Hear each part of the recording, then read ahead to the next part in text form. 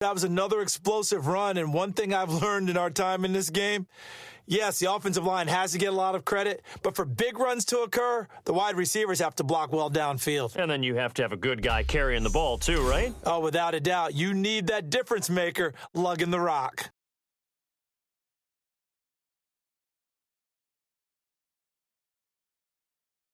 Especially in the red zone, but now even more so because these tight ends aren't necessarily the tight ends of old. They're the rocked up wide receivers who have a little bit more speed, way harder to cover than before.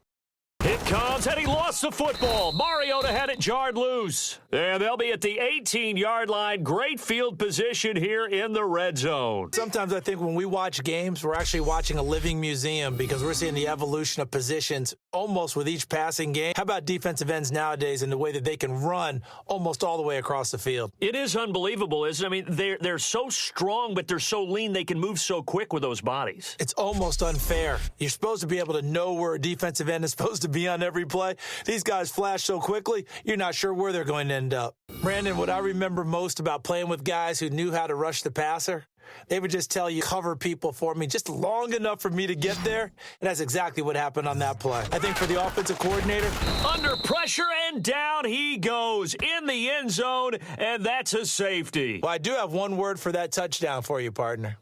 You ready? Yeah.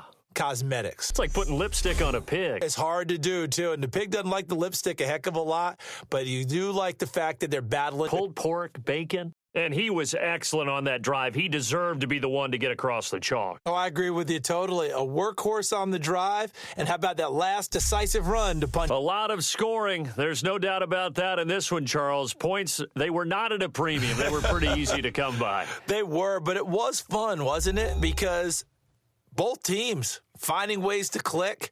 And you know people who love this game, they also love baseball games that are 14-11 with 3 or 4 home runs mixed